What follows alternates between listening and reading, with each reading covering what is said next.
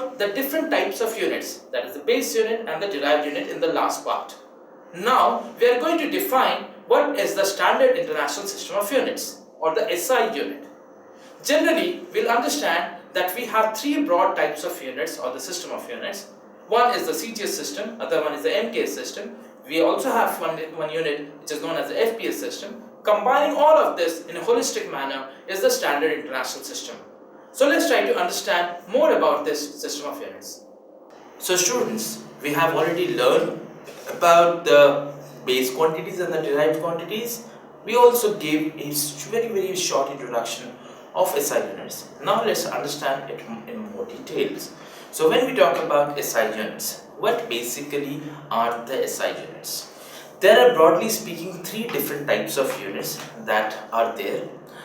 There is something known as a CGS system of unit, and there is an MKS system of unit, apart from the SI units. But broadly speaking, we talk about only the SI units.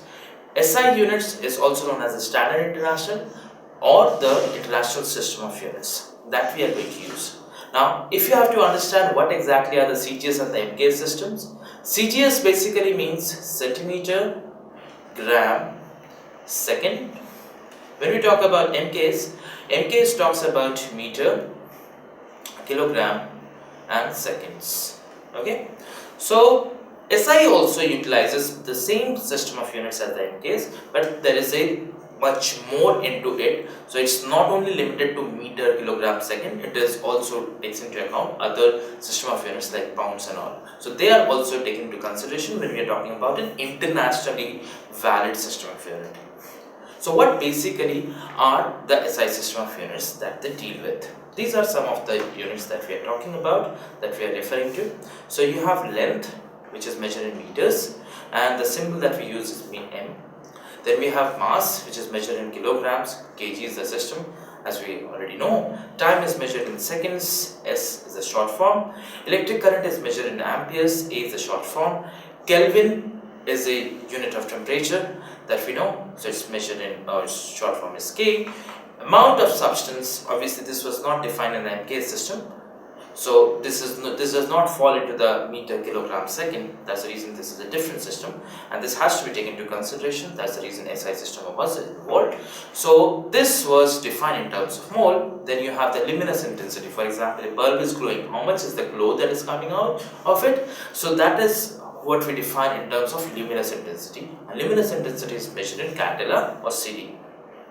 Okay, moving on further, if you have to measure the weight, there is a standard kilogram weight that is kept. Basically, it's a platinum iridium cylinder that has been kept at Prague, where exactly it is kept under vacuum, and that tells you about how much is the standard kilogram, which is the ideal system, based on which everywhere it is utilized, obviously with plus minus some tolerance level. Now, if we have to talk about what are the system of units that we are referring it to, for example, you have area that you need the measurement for, you need the volume, you need the density, you need the speed, then you have the force, further we have pressure, we have work. As we see, these are all quantities that are not fundamental, right? For everything, for example, area depends on the dimensions, so it's a derived quantity. Volume depends upon the dimensions. Density depends upon the mass and the dimensions. Speed depends upon how much is the distance covered per unit time. Force depends upon how much is the acceleration and the mass. Pressure depends upon how much is the force and the area. Work depends upon the force and the distance covered, and so on. So these are some of the units, or these are some of the things that we need to understand. So example of derived quantity. So area is a derived quantity. As I just mentioned, area is going to be defined as the length into the width.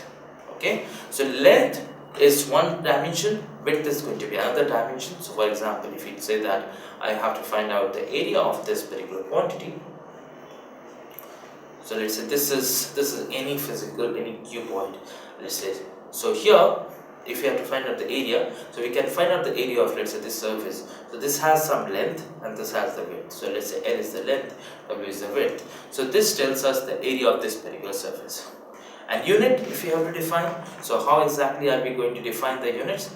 So let's change the color. I guess we are using the same color. Okay, so as you see, length you are going to measure in meters, width also you are going to measure in meters. So effectively you have meter times meter, which is going to give you meter square. In the same way, if you have to find out the volume of this whole substance, so if you have to find out the volume of this whole substance, obviously this width also needs to be taken into consideration. So length, width, height, so all of this if you have to take into consideration, this is going to be measured in meters, meters, meters, and as a result the volume is going to be measured in meter cube. Okay, sorry, there is a correction here. I should have written it as 3, my fault. Density. So what is density? Density is nothing but mass per unit volume. That is how much is the mass that is contained in a particular region of space. So that is what is defined as the density. So unit of density if you have to say, so mass generally we are going to measure in kilograms, volume we are going to measure in meter cube, therefore the density is going to be measured in kilogram per meter cube. Okay, let's move further. First of all, we have speed. Speed is distance per unit time. So if you have to work it out, distance you are going to measure in meters, time you are going to measure in seconds, so the unit is going to be meter per seconds. Now units of speed, so units of speed as I mentioned is going to be meter per second. Acceleration. How will you define acceleration? Acceleration is nothing but speed, I should space speed, it's the velocity per unit time. So this is going to be measured in meter per second divided by second, so this becomes meter per second square. Okay, units of acceleration is meter per second square. Force is going to be mass into acceleration. So mass you already know is going to be measured in kilograms, so we'll have mass being measured in kilograms, acceleration in meter per second square. Therefore kilogram meter per second square gives you the dimensions, the units of the force. Okay, now pressure. So how will we define pressure? So pressure is going to be defined as the force acting per unit area. Okay, so force we define it as kilogram meter per second square divided by area as in meter square. So this becomes kilogram per meter second square. This is going to be the unit. We talk about work. Work is nothing but force into the displacement that is covered. So units of work if you have to define, so units of work, this is going to be force is going to measure in kilogram meter per second square into the dimension, that is the displacement. So this becomes kilogram meter square per second square. Okay, then coming to the power. Power is what? Work done per unit time. Work done you already know. So if you have to define the dimensions of power, so work done is going to be kilogram meter square per second square divided by the second. So this comes out to be kilogram meter square per second cube. Right? Okay. Now there are some special names that are given apart from the units. That is, if you have to talk about, just a minute, let's just like to change the color. So here area is going to be length into width, volume length into width into height, density mass per unit volume, speed distance per unit time, acceleration velocity per unit time. Then force is going to be mass into acceleration, this we have already seen. There is a special unit given as newtons. Pressure, force per unit area, it's also measured in pascals. Work done, force into distance, this is also given as joules. Power, work done per unit time, that is watt. But one thing for caution, that it may be possible that dimensionally there is going to be something which has the same dimension. There are two quantities which physically are defined differently, but they have the same dimensions. Even if they have the same dimensions, the special names are not necessarily going to be the same. For instance, you study something known as torque. Torque has the same dimension as that of work, okay, but it does not have the special name as joule. This is not going to be measured in joules. Please mind that. It's always going to be measured in Newton meter, even though dimensionally they are exactly the same, right? Because it's going to be the way you define it. We'll study more about torque and rotational motion, but here please understand that even if you are defining two different quantities, having the same dimensions, still their special names and the way you define them may be different. Okay, now coming to the case of prefixes. Prefixes, as I had mentioned before, is that it is utilized to write very large or similarly very small quantities in a very concise manner. Okay, in a very precise, concise manner. So for instance, you define something known as a nano. Nano is not the car that I am referring to. So this is nano. Nano means 10 raised to the power minus 9.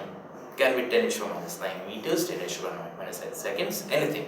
Nanoseconds, nanometers is going to be defined like this. Micro. Micro is 10 raised to the power minus 6. Milli is 10 raised to the power minus 3. Centi 10 raised to the power minus 2. Deci 10 raised to the power minus 1. Kilo, mega, giga, and so on. Okay, so these are the subscripts that you utilize to write down big quantities, because there can be 10,000, 100,000 kilograms or anything. So in that case, how exactly you are going to write? You have to use the conjunction of the prefixes. Okay, so there is an alternative writing form. Obviously this is not going to be completely removing the standard writing form. So for instance, if you have something, you can write down in powers of 10. So that's the uses of the prefixes. So you have a complete writing, and you, for instance, let me show it to you. You have 3, 1, 4, 7, 6, 5, 4, 3, 2. Isn't this quite bulky? Let's concise it. You count the numbers after 3. Let's say 1, 2, 3, 4, 5, 6, 7, 8. So you have 3.14 into 10 raised to the power 8. So here we are using the concept of decimals and writing down using the help of prefixes. This helps us in writing down bigger quantities. For instance, the galaxy is about 2.5 to 10 raised to the power 6 light years away from Earth. It is not possible to write down so many zeros, so it's always precise to write it down this way. In the same way, the diameter of this atom is about 1 to 10 raised to the power minus 10. So you don't want to write down 0.0000 something like that. So that is very, very small thing, and therefore you write down in prefixes. So this is the use of prefixes. Now let's try to understand the things that we have learned so far, the key concepts. A physical quantity is a quantity that can be measured and consists of a numerical magnitude and a unit. So anything which has a numerical magnitude and a unit is only going to be considered a physical quantity. So the basic crux is, if you are writing down anything in physics, you have to measure the units along with the magnitude part. If you miss any of those things, then it's not going to be considered a valid measurement. Next, the thing, physical quantities, you classify them as the base quantities and the derived quantities. What are the base quantities? Base quantities are the things on which your things are based. Your derived quantities are based. They are the basic things. You cannot break it further. You cannot break the measurement further into any other quantity. Right? So that is the difference between a base quantity and a derived quantity. Then, there are 7 base quantities: length, mass, time, current, temperature, amount of substance, and luminous intensity. These are the basic quantities that you have. Based on this, you define the derived quantity. The SI units for length, mass, and time are meter, kilogram, and second. These are, you have to remember them. Prefixes are used to denote very big or very small numbers. Now let's try to do a question. Name the basic quantities and identify the SI units. What are the convenient ways of writing very large and very small quantities? So, name the basic quantities. You have length, you have mass, you have time, you have mole, you have luminous intensity, and so on. Right? So, these are the base quantities, SI units. SI units, you define it as meters. This is measured in kilograms. This is measured in seconds. Mole is going to be measured in moles. Luminous intensity measured in candela. Right? Okay. What are the convenient ways of writing very large and very small quantities? As we just discussed, we use the help of prefixes. For example, if you have something like 4146718352.7832. Okay, so it's a very big number. So let's try to concise it. So let's count the number up to which we want. So let's say we want a decimal after 4. So let's count the numbers.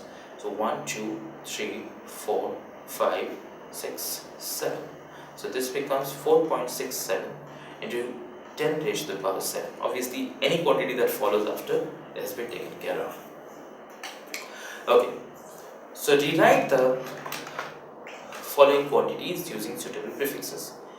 These many joules. So let's write down in terms of 5. So we can say 5 into how many zeros are there? 1, 2, 3, 4, 5, 6. So if we have 5 into 10 raised to the power 6 joules, right? These many newtons. So we can say 4.85 into how many zeros if we have to count? If there are 5 of them, so it's going to be 10 raised to the power 5 joules. 48,000 grams. So grams is always better we write down in terms of kilograms. So what we do is that if we change it into kilograms, we need to divide it by 1000, right? So this becomes equals to 48 kilograms. Now we would like to write down meters. Meters is already given. So what we need to do, we need to count the number of zeros. 1, 2, 3, 4, 5. Okay. So this becomes 7 into 10 raised to the power minus 6 meters. Going further to the next one, we have 1, 2, 3, 4. So this becomes 9 into 10 raised to the power minus 4 seconds. Okay. 760 millimeters in meters, if you'd like to write it down. So this, if you'd like to write down, 1 meter has 1000 millimeters, right? So therefore, 760 millimeters will be given by 760 by 1000. So that comes out to be 0.76 meters. 10 raised to the power minus 1 centimeters in meters. 1 centimeter has 10 millimeters. So this becomes 1 by 10 centimeters is going to become 1 by 10 into 10. So that comes out to be 1 millimeter. 4.5 microseconds. So 4.5 into 10 raised to the power minus 6 seconds is going to be 7.2 kilometers in meters. So we have 7.2 into 10 raised to the power 3, that's going to be in meters, into 10 raised to the power 3, that's going to be in millimeters. So this becomes 7.2 into 10 raised to the power 6 millimeters. Next one, 3.2 into 10 raised to the power 3 meters in kilometers. 1 meter is equals to 10 raised to the power minus 3 kilometers. So therefore, 3.2 into 10 raised to the power 3 meters is going to be equals to 3.2 to 10 raised to the power 3 to 10 raised to the power minus 3 kilometers. So this becomes 3.2 kilometers. Moving on to the next one, there's milliseconds. So 2.5 milliseconds, let's convert into seconds. So that becomes 2.5 into 10 raised to the power minus 3 seconds. And in microseconds, if you have to do it, so you have to further put it as, so this is already in this much. So milliseconds you have to convert it into microseconds. So further it's going to be 10 raised to the power minus 6. So this becomes 2.5 into 10 raised to the power minus 9 seconds. Okay. Okay. How many bytes of memory space are there in 8 GB hard disk? So if you know, in 1 GB there is how many bytes? We will have 1 into 10 raised to the power 6 bytes. So 80 GB will have 80 into 10 raised to the power 6 bytes. Clear? Hopefully you understood till this point. Any doubts? Please post us your questions. Thank you. In this system, we learned about the different SI units, the base unit, like the length, mass, time, candela and all. These are the base SI units. And what units we measure it? Length is measured in meters, mass is measured in kilograms, time is measured in seconds and so on. Based on that, we define something known as force. Force depends on the mass and the acceleration. Similarly, we have the pressure. Pressure depends on force and area. So these are derived units. We understood all about that. Now, there may be different units which we need to be expressed in various lengthy systems. So let's try to see how we can combine or compress them in the next part.